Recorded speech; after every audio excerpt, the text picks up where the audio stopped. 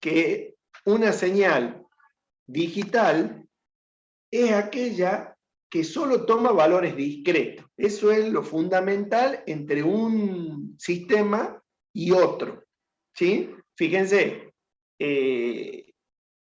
dentro de lo que podemos rescatar, ¿sí? El sistema analógico se caracteriza porque es instantáneo, ¿sí?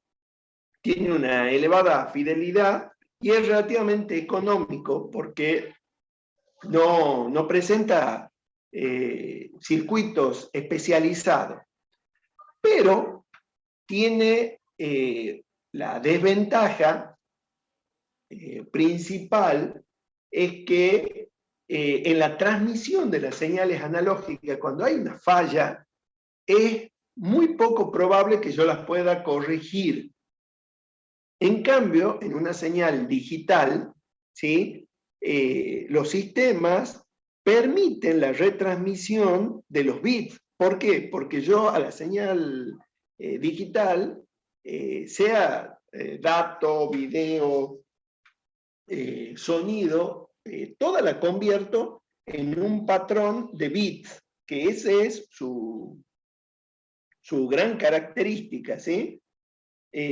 Además, ya vamos a ver que la señal digital se convierte en mejor dicho, el sistema digital se convierte en un dispositivo que es bastante inmune al ruido, ¿sí? Esta diapositiva es una especie de resumen, ¿sí? De las ventajas de un sistema y del otro. No se olviden que al día de hoy coexisten los dos sistemas y eso va a ser por mucho tiempo por una razón fundamental. Piensen ustedes que todas las señales que hay en la naturaleza son de características analógicas, ¿sí? Obviamente el digital es una creación del hombre y normalmente yo ¿qué termino haciendo? Transformando, utilizo transductores, ¿está bien? Pero principalmente lo que nosotros buscamos es, ahora se ha popularizado el tema de los sistemas digitales porque tienen una gran facilidad de transportar la información de un punto a otro y de replicarla cuando sea necesario. Que en los sistemas analógicos, miren ustedes el caso, por ejemplo, de la señal de video o la transmisión de señales de video, yo necesitaba un ancho de banda importante y cuando no lo tenía, no podía enviar la señal. No pasa lo mismo con los sistemas digitales. Y otra, yo estuve en una reunión, una charla, mejor dicho, de Viritech, una empresa que se dedica a la venta de instrumentos electrónicos, y por ejemplo nos contaba que Fluke ha generado una aplicación que se llama Fluke Connect. ¿Qué hace esa aplicación?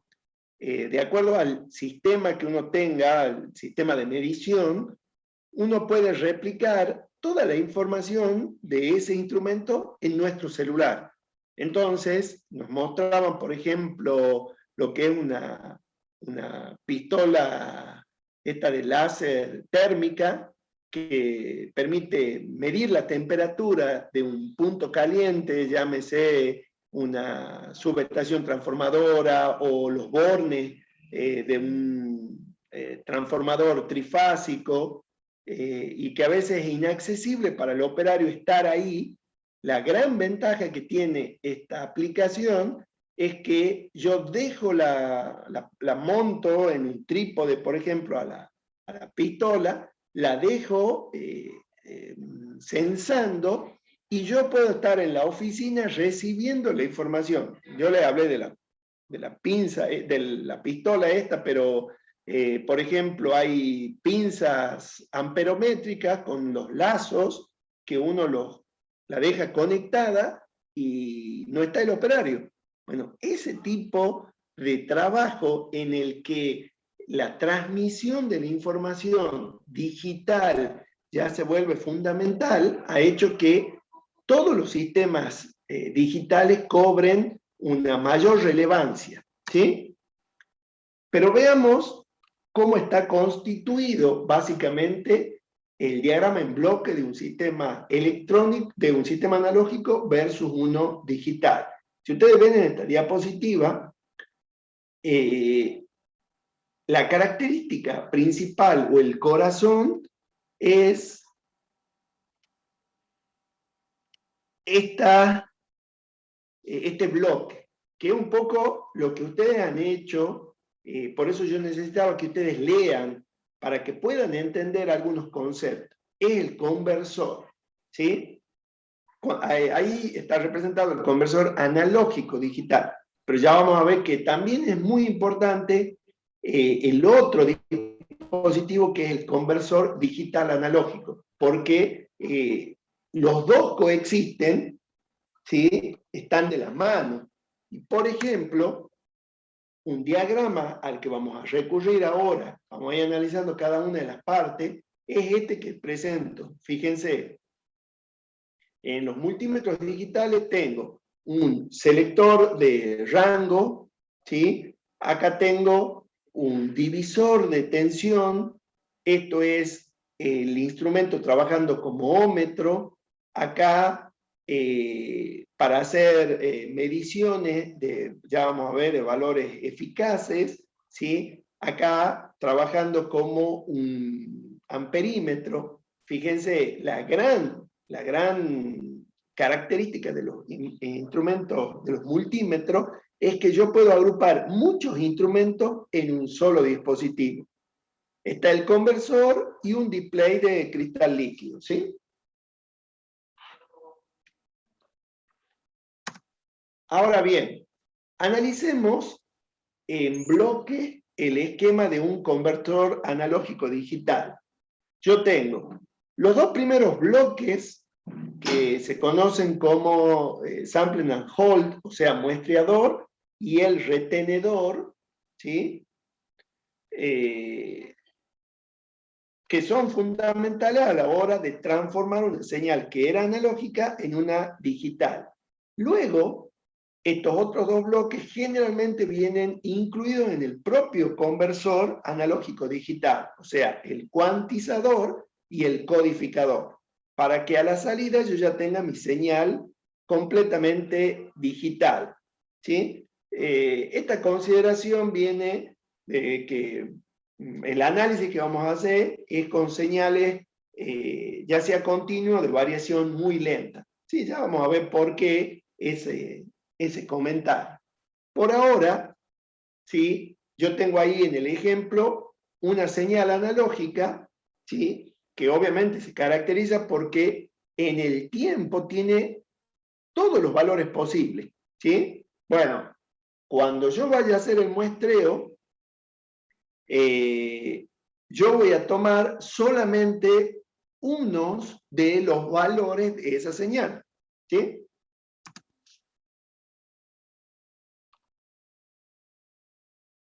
Es decir, como hacía acotación al principio, todos los valores de las señales que están en el mundo natural son analógicos, pero en el mundo digital yo me voy a basar, ¿sí? En el famoso teorema de Nisquith-Shannon, que decía que si un sistema se muestra de manera uniforme a una señal analógica en una determinada frecuencia, ¿sí? Que tenga en cuenta el máximo valor de frecuencia de la señal que quiero muestrar, o sea, 2 veces máximo, ¿sí? La señal podría ser reproducida perfectamente una vez que ha sido transformada. Ya vamos a ver también que este filtro, un filtro pasa abajo, tiene una importancia elevada a la hora de realizar este proceso, ¿sí?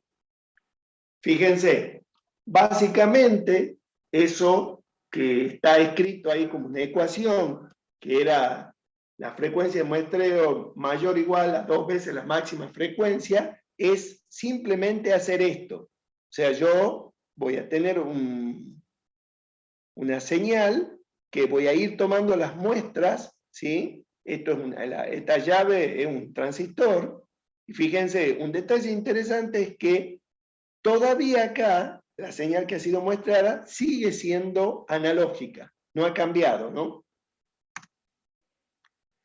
Bien, esquemáticamente, ustedes ven ahí el esquema de lo que sería el muestreo y la retención, ¿sí? Una llave que muestra la señal, y la retención no es nada más que un capacitor que va a mantener esta señal en un determinado tiempo hasta que yo la pueda codificar, ¿sí? Un ejemplo práctico de esto es este dispositivo, ya lo vamos a ver en un minutito. Voy a hacer una pequeña reseña, yo sé que ustedes recién lo empiezan a conocer. Es un amplificador operacional. Ya vamos a ver las características, que es prácticamente también el núcleo de todos los conversores, ¿sí? Tengo un transistor, ¿sí? Un transistor en este caso de efecto de campo, y un amplificador, ¿sí? Ya vamos a ver que este tipo de conexión es la que se conoce como tipo buffer, ¿sí? Y que permite también aislar etapas. Bien. Por lo tanto, fíjense, esta era la señal analógica, y una vez que ha sido muestreada, ¿sí? Yo voy a tener una señal, ¿sí? Como la que se ve acá, pero noten, de vuelta, insisto, en que sigue siendo analógica. Ahora viene el proceso de cuantificación. Ahora sí empezamos a transformarla en una señal digital, ¿sí? En el proceso de cuantificación vamos a medir el nivel de voltaje de cada una de las muestras, ¿sí? Fíjense, US es la tensión de salida y UE es la tensión de entrada, ¿sí? Este gráfico de escalera es típico de un cuantificador, en este caso de 8 niveles. Fíjense, A sería el rango de este dispositivo. Ahora viene luego, obviamente la cuantificación, yo la voy a hacer a través de esta fórmula, ¿sí? En donde ven que el paso es el rango dinámico dividido en el número total de niveles menos 1, ¿sí? Ese proceso de cuantificación va a presentar un error, ¿sí? Lo que tiene es esto de interesante, que ese error es un error constante, ¿sí? Y ya vamos a ver que ese error se conoce como ruido de cuantificación, ¿está bien? Que más o menos está, digamos, tabulado como más o menos el A dividido en 2, ¿sí?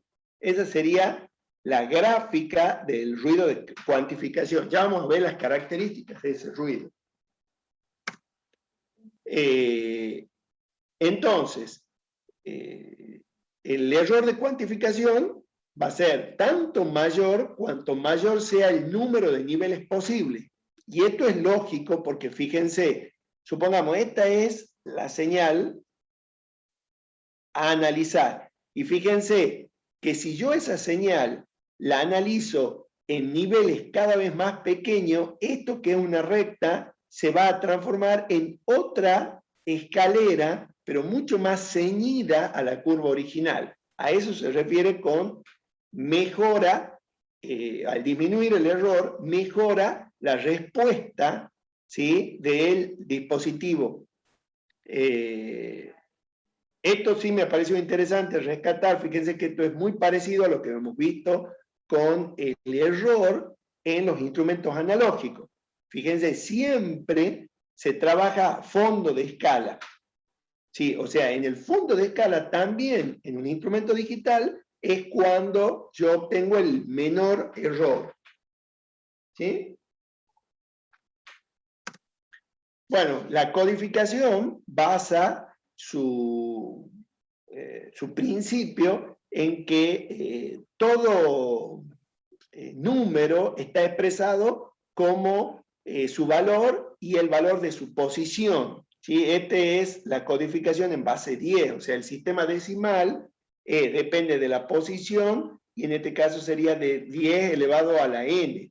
En el caso de los circuitos digitales ya vamos a ver que la base no es 10 sino es 2, ¿sí? Que es el sistema binario. ¿Bien? El sistema binario tiene la principal ventaja que se puede codificar con un transistor. O sea, el transistor está o en estado de corte o en saturación, que son los dos estados posibles. Entonces yo puedo escribir cualquier secuencia, o sea, cualquier señal como una secuencia de unos y ceros. ¿Sí? Ya vamos a ver que cada dígito, ¿sí? Bueno, recibe el nombre de bit y va a depender de la cantidad de dígitos, ¿sí? Esos valores que analizábamos nosotros en el analógico, que era la exactitud y la precisión. Bien.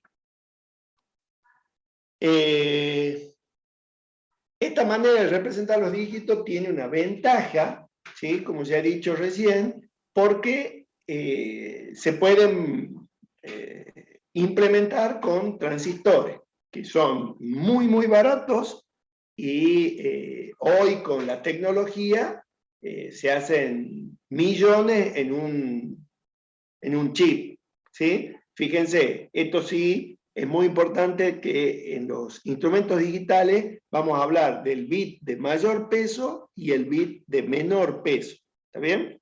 Ahí, bueno, está la ecuación de cómo se cuantifican los niveles. M va a ser 2 a la n, donde n es el número de bits. Lo que decíamos recién, acá está expresado en una tablita, ¿sí? Fíjense, yo con 3 cifras decimales obtenía una resolución de más o menos 0,1%. ¿Está bien? En cambio que con 3 bits yo ya tengo 8 valores posibles, los niveles ¿se acuerdan? De cuantificación, y la resolución era el 12,5%. Pero miren qué pasa cuando yo aumento el número de bits, ¿sí? Increíblemente la resolución se reduce y eso habla de una mayor exactitud en el instrumento. Eso es la gran ventaja que tienen ahora estos dispositivos digitales. Entonces, fíjense, haciendo un resumen, yo tenía muestreo, retención, cuantificación y codificación. ¿Está bien? Luego, la señal transcodificada, una forma más simple de entender por un operador humano, vamos a hablar, esto yo ya lo voy a explicar con más detalle, del número de cuentas, ¿sí? En las que se habla hoy día de un tester. Ya van a ver que vamos a hablar de 3 dígitos enteros y de medio dígito, o de 3 dígitos enteros y de 3/4 de dígito. Ya vamos a entrar en eso específicamente cuando hablemos de las características de los testers, ¿sí? Digitales, como la cantidad de cuentas va a ser lo que va a definir la precisión, la exactitud. Pero yo les había dicho que teníamos que hablar sí o sí del corazón de los conversores, que no es nada más que el amplificador operacional. Este es un dispositivo de 5 terminales, donde tiene una entrada inversora y una entrada no inversora. Y tiene 2 alimentaciones, tanto positiva como una negativa y una salida.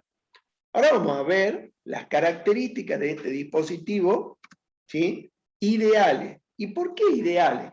porque ya van a ver que las características reales se aproximan mucho a ese ideal. Fíjense, este es el esquema eléctrico con el que se representa este bloque, ¿sí? Que también puede ser tomado como una especie de cuadripolo, ¿sí? Ya vamos a ver también por qué tiene una entrada que se llama diferencial. ¿Cuál es la ventaja de eso? La resistencia de entrada es infinita. La resistencia de salida, cero. Fíjense que esto es lo que se busca en la configuración de cualquier tipo de transistor, ya sea de BJT o FET. ¿Sí? Tener una entrada infinita y una salida cero. Con el operacional se consigue. Y la ganancia es infinita. O sea, como la ganancia es infinita, la ganancia de tensión, ya van a ver,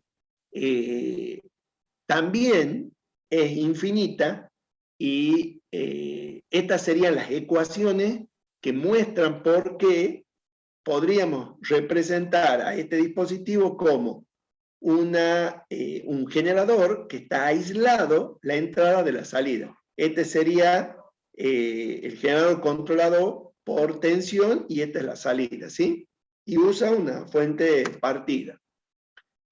¿Cuáles son las tres leyes que gobiernan este dispositivo? Miren, la corriente que circula a través de las entradas del operacional es nula.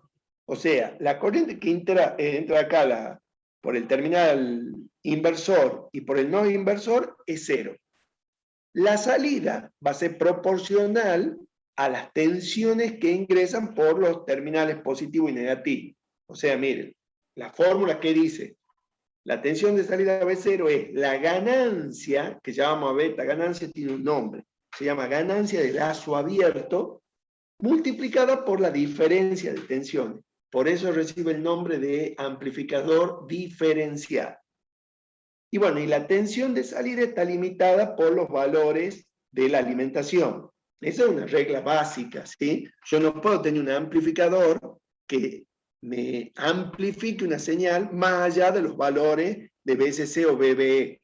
Esos valores, la fuente, son 12 voltios, 15, 20 voltios, ¿sí? Acá no hay magia, digamos. Bueno, la corriente de salida va a circular, ¿sí? A través de lo que sería, en este caso, bueno, hacer distinta de cero cuando yo tengo una carga, ¿sí? Y va a tener el valor y el signo necesario para que se cumplan las tres leyes anteriores.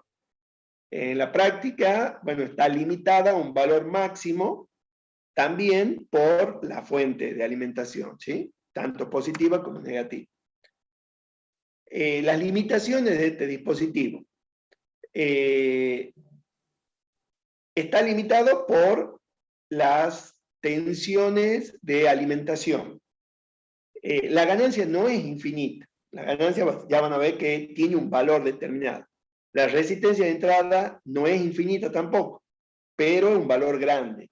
Y la resistencia de salida, si bien no es nula, es bastante baja. Ya vamos a hablar de lo que son los offset. Hay varios tipos de offset. Offset se entiende como tanto tensiones y corrientes que generan un error. Después, el comportamiento en la frecuencia, generalmente en el operacional ideal, yo digo que tiene un ancho de banda infinito. Eso no es verdad, está acotado. Y después este término que se llama slew rate, que es muy importante, que es la velocidad de variación de la señal de entrada con respecto a la de salida.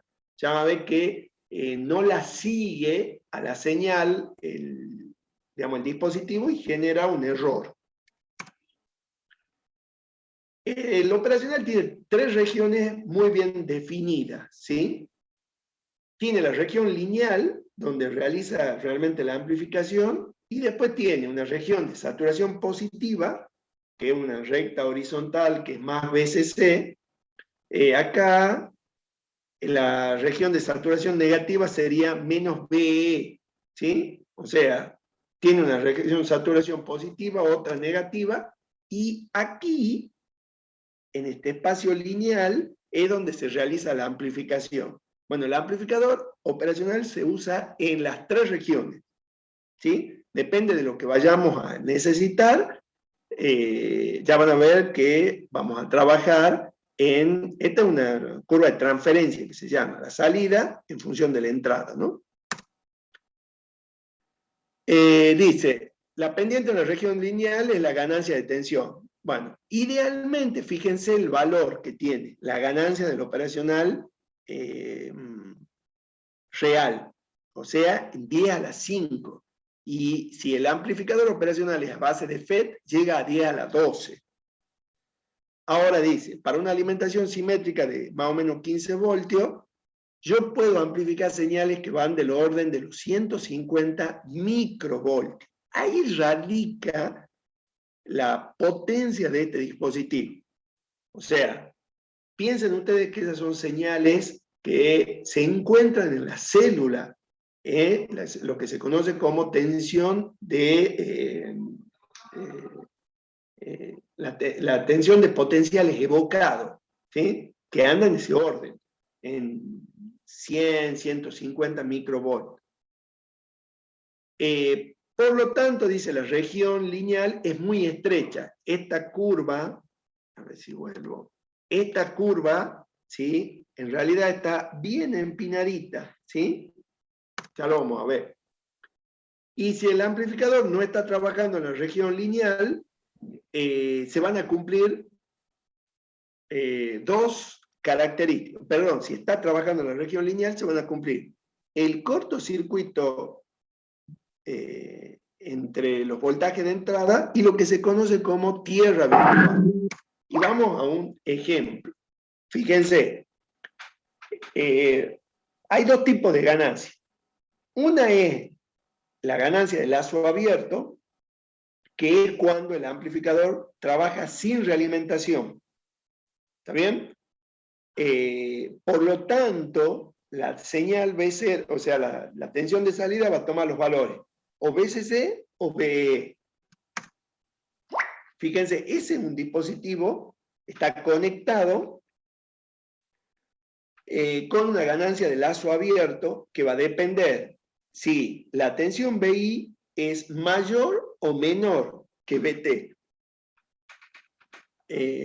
Fíjense, esta es la curva de transferencia. ¿Está bien? O sea, o tiene BCC o tiene BE.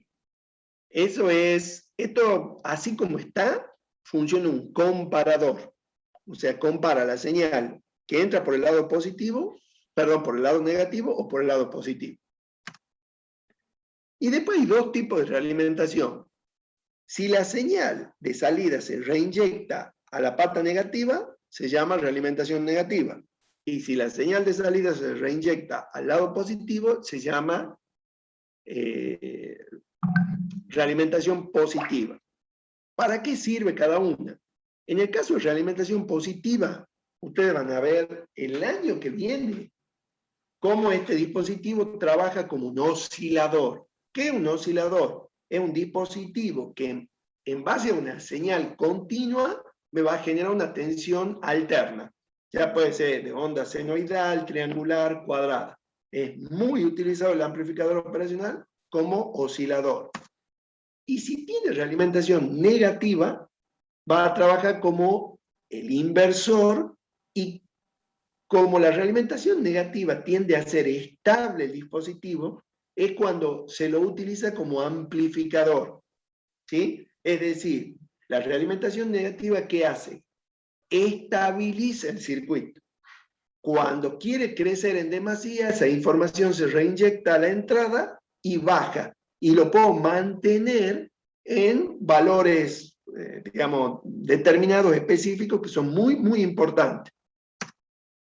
Esta, por ejemplo, es el primer análisis que vamos a hacer. Fíjense, yo tengo conectado R1, R2 y RL. El lado positivo lo mando a masa. Entonces, fíjense, ¿qué es el cortocircuito virtual? Como la entrada es una impedancia muy grande, entonces la corriente que reinyecta BI, fíjense, ¿por dónde va? Solamente por R2, porque no puede entrar al operacional. Eso es lo que ya dijimos. Entonces, este punto de unión de R2 con R1 tiene 0 voltios. Entonces, ¿qué me permite hacer? Miren, yo puedo decir que la corriente IR1 es igual a IR2 y va a ser BI sobre R1.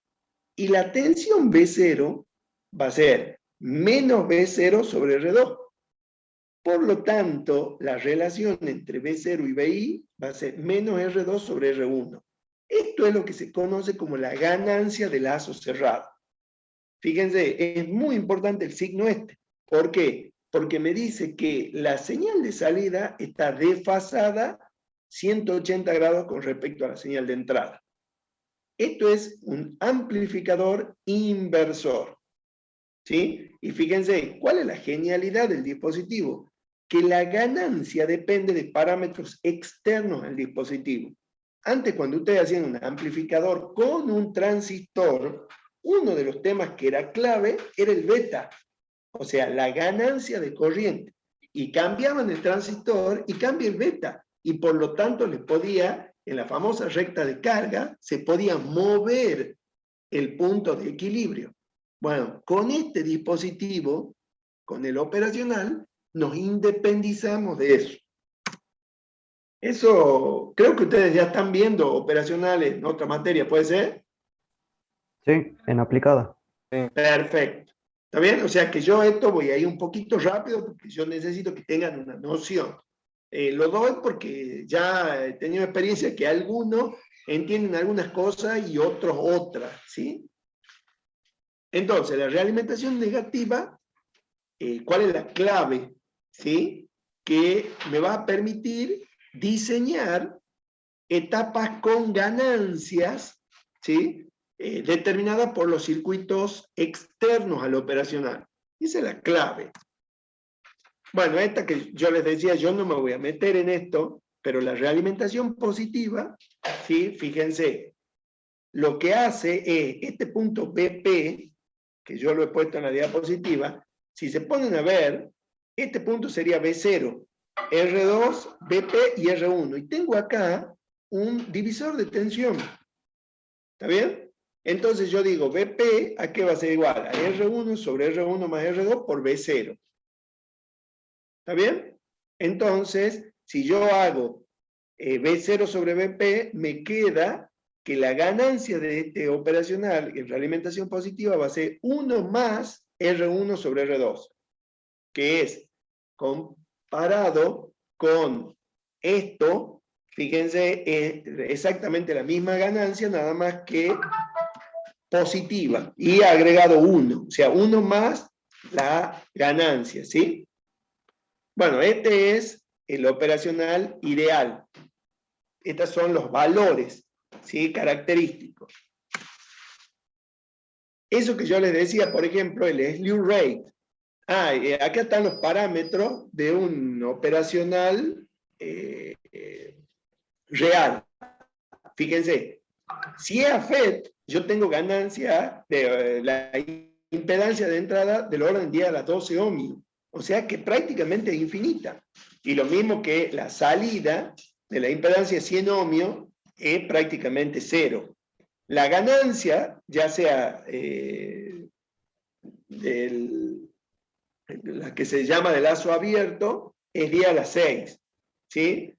Bueno, la excursión de salida es limitada, la capacidad de corriente también, y esto es lo que yo les decía de la velocidad de variación de la tensión del slew rate, ¿sí? Fíjense, si yo supero una determinada tensión, empieza a saturar, o sea, hay un recorte de la señal.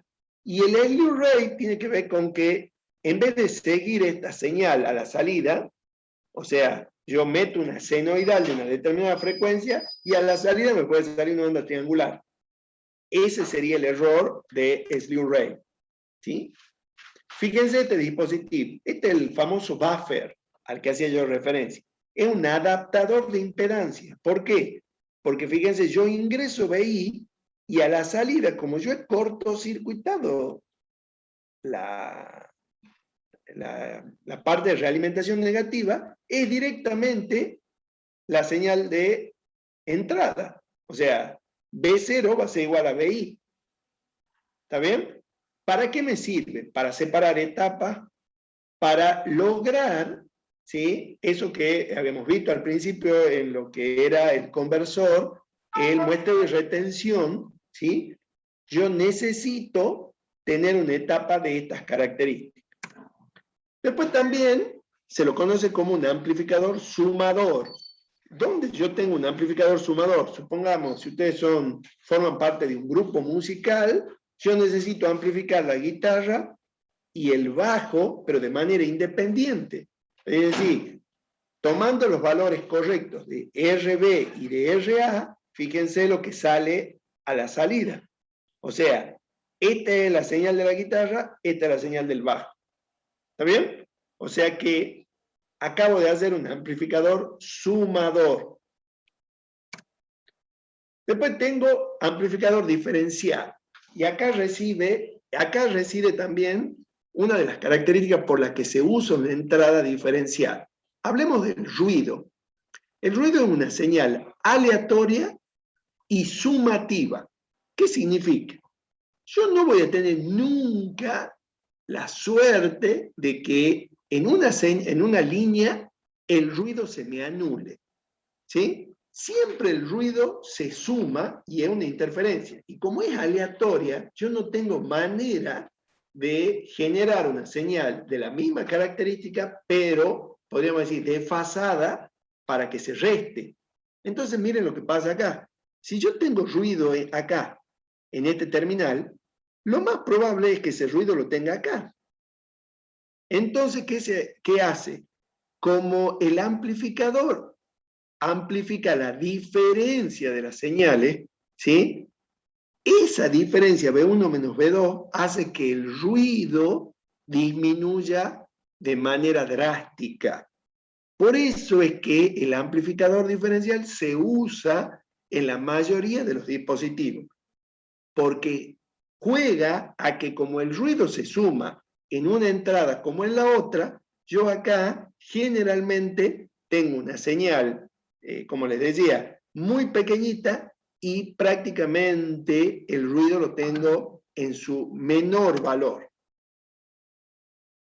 Este dispositivo también me va a permitir integrar señales. Por eso el nombre de operacional es porque puede realizar operaciones matemáticas. Suma, resta, integral, derivada. Fíjense, la integral de una señal cuadrada es una onda triangular. ¿Sí? Lo hace con un capacitor que está puesto en el bucle de realimentación negativa. ¿Sí? A mí no me interesan las definiciones matemáticas, eso lo van a hacer ustedes en aplicada. Y si el capacitor, en vez de ponerlo en el lazo de realimentación negativo, lo pongo en la entrada, tengo un derivador. ¿Sí? Aquí está lo que les decía al principio. ¿Para qué puedo utilizarlo yo como comparador? Y un detector de cruce por cero, por ejemplo. ¿Sí? O en este caso, fíjense, en donde yo lo utilizo, de acuerdo a esto es un potenciómetro, de acuerdo a la tensión positiva que yo le aplique, ¿sí? Es como que abro una ventanita en un determinado valor de tensión. ¿Sí? El circuito de Smith-Trigger, ¿sí?, es lo que se conoce un comparador con histéresis. Este circuito son muy prácticos. Por ejemplo, ¿dónde se ven? En el caso de los aire acondicionado y el control de temperatura. La pieza que está calefaccionando el aire acondicionado o enfriando el aire acondicionado, porque, bueno, puede estar en frío o en calor, tiene una inercia térmica. Entonces, fíjense, si el dispositivo varía unos grados la temperatura y yo no le pongo esta ventana, haría esto que se conoce como falsos disparos que harían arrancar el motor del compresor. ¿Está bien? Entonces, una pieza, yo la quiero mantener, por decir algo, a 20 grados. Entonces, si la temperatura baja, en vez de 20, baja a 19, no hace falta que lo haga funcionar al compresor. Esperaré que la temperatura baje, qué sé yo, a 16 o 15 grados. ¿Sí? Y recién perdón, que suba. O sea, que se caliente un poco más la pieza. Por eso esa es la ventana. ¿Está bien? Esa ventana es lo que se conoce como la ventana del Smith Trigger. Bien. Este era, lo he dicho, esto ya está subido a la página, pero ahora vamos a hablar de... empieza con el 2. Perdón, empieza con el 3. El 2 era un ejercicio que yo solía dar, que ahora ya no lo estoy dando. Por eso, no es que falte, ¿no? ¿Sí? Esto es lo que ustedes han estado viendo. ¿Sí? ¿Alguno me puede decir qué es un conversor AD? ¿O cuáles serían las características? Toma la señal analógica y la convierte a digital para poder después meterla en un circuito, microprocesador o algo así, para poder entender. Exactamente, así es. Exactamente. Fíjense, la clave, así como lo que acaba de decir usted, es que en los conversores hay lo que podríamos decir parámetros que son clave. Fíjense. Primero, la señal de alimentación y la tensión de referencia. Esto es muy importante. ¿Por qué? Porque, fíjense, la salida del conversor corresponde a esta ecuación, ¿sí? Fíjense, 2 a la n por la ganancia por esta relación, ¿sí? En donde está la tensión de referencia. Entonces, es muy importante que esa tensión de referencia sea muy estable. ¿Qué significa estable? Que si esta tensión de referencia, por decir algo, es 5 voltios, o como en el dibujo es 8 voltios, no varíe, porque si varía, obviamente la salida del conversor ya va a estar afectada por un tipo de error. ¿Está bien? Eso es lo que vamos a analizar ahora en las características que tienen que tener los distintos conversores. ¿Sí? Si asumimos que la salida no tiene errores, ¿sí? Cada vez que el voltaje de entrada se incremente, en este caso en 1 voltio, el código se va a incrementar en 1 bit. Eso es lo que dice acá. ¿Está claro? Y fíjense, este sería el bit LSB, o sea, el bit de menor peso. ¿Está bien? Pero fíjense un detalle. En este conversor, que es un conversor muy, muy chiquito, el paso es de 1 voltio. O sea que si yo leo 1,5, 1,7 hasta 1,9999, me va a marcar 0. ¿Sí? Recién cuando mida 2 voltios, me va a marcar 001. ¿Está bien? Entonces, ¿cuáles son los parámetros que yo tengo que reconocer a la hora de empezar a analizar un conversor AD? El que dije yo recién era muy importante, el voltaje de referencia. ¿Sí? Si nosotros medimos una señal que, por ejemplo, tiene 3 voltios, yo voy a necesitar que el ADC se aproxime a esos 3 voltios y que la entrada, permita manejar ese voltaje. Por eso, si el voltaje es superior, voy a tener que hacer un acondicionamiento de esa señal. ¿Sí? Eso también se hace, ya sea que tenga que hacer un divisor resistivo o, otro detalle que se usa mucho, venden referencias integradas. Es decir, yo voy a tener un circuito que me asegura que, por ejemplo, yo le ingreso una tensión de 12 voltios y a la salida me entrega 5 voltios. Y fundamental el tema de la estabilidad. Por eso es que no voy a hacer un simple divisor de tensión. ¿Está bien? otra de las características es cómo realiza la conversión. Estos nombres le tienen que sonar conocidos porque una de las características que van a hacer ustedes es analizar en qué consiste un conversor flash, un SAR, delta sigma. ¿Sí? Luego, ¿qué es la resolución? ¿Qué es la resolución de el ADC? Está ligada a el número de bits. Y esta resolución puede variar entre 1 bit y 32 bits. Un bit sería un ADC con un solo operacional, por ejemplo. ¿Sí? Traten de anular los micrófonos. No sé si lo puedo hacer. ¿Todo bien? Claro.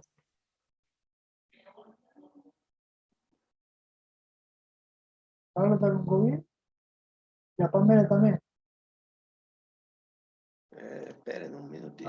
Ah, ¿cómo está Carlos? Bien.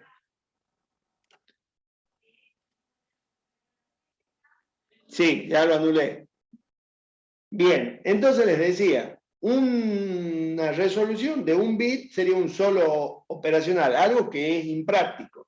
¿Sí? En general, las resoluciones van desde los 8 hasta los 14 bits. Y la resolución no solo depende de lo que acabo de decir, sino de un concepto que ya lo vamos a analizar que se llama ENOB, o sea, el número efectivo de bits. Es decir, depende de cómo trabaja en lo que se llama la gama dinámica el ADC. Y obviamente los circuitos que están asociados, porque una cosa que vamos a ver, que es clave, ¿sí? Es el ruido de conversión. ¿Sí? De nada sirve, bueno, tener una resolución muy pequeña si el voltaje que estoy midiendo es más ruido que otra cosa, ¿sí? Después, la frecuencia de muestreo. Esto tiene que ver con el criterio de Nisquith, pero hay una regla práctica. Ustedes han visto que lo que llamamos márgenes de seguridad. No vamos a trabajar con el doble de la máxima frecuencia de muestreo. Generalmente el factor por el que vamos a multiplicarlo es el número 10. O sea, ya vamos a ver que ese 10 no es caprichoso, sino que responde también a un error que se suele producir, y si no tenemos cuidado en eso, generalmente vamos a tener errores en la conversión. Después, por ejemplo, los canales. ¿A qué se refiere? Podemos tener ya sea 1 o 16 canales, ¿sí? Esto es muy útil cuando yo necesito multiplexar señales, ¿sí? Es decir, yo necesito trabajar con más de una señal para realizar la tarea de muestreo. Bueno, ya vamos a ver qué son los tipos de entrada. O sea, existen varios tipos de entrada. Espera un minutito. Ya sea simplemente finalizada, donde la tensión positiva o negativa con respecto a masa, si hay una tensión diferencial. Y por último, estos serían los otros parámetros, ¿sí? Que también nos importan, que son el consumo, la repetitividad, el tipo de oscilador, cómo es la linealidad, cómo es la impedancia de entrada y el encapsulado. Fíjense, a esto me refería yo con el tipo de entrada, ¿sí? Si acepta solo entradas unipolares, si acepta entradas diferenciales o bipolares, que bueno, esta es una señal muy común, la bipolar diferencial, y esta es la pseudo diferencial porque tiene un pequeño offset, ¿sí? Un valor de continuo. Fíjense, este es el ejemplo a lo que yo hacía referencia cuando digo acondicionar la señal. Fíjense, yo tengo que trabajar con una señal que va desde más 10 hasta menos 10 voltios. Pero mi dispositivo solo acepta 5 voltios. O sea, de 0 a 5. Entonces, ¿qué hago? Todo un proceso de conversión con el agregado de estas resistencias que lo único que hacen es armar un divisor de tensión. Bueno, hay un montón de características. Esto es extraído de lo que sería una hoja de datos de un conversor. Chicos, estoy viendo la hora y lo voy a parar acá porque vamos a seguir mañana. ¿Les parece? Bueno, profe. Bueno, profe. Escuchen, carguen la asistencia en la página y nos vemos mañana a las 19:30. Bien, Bueno, profe. profe. Bien, profe, hasta Bien. luego. Mañana. Gracias, Mañana. hasta luego.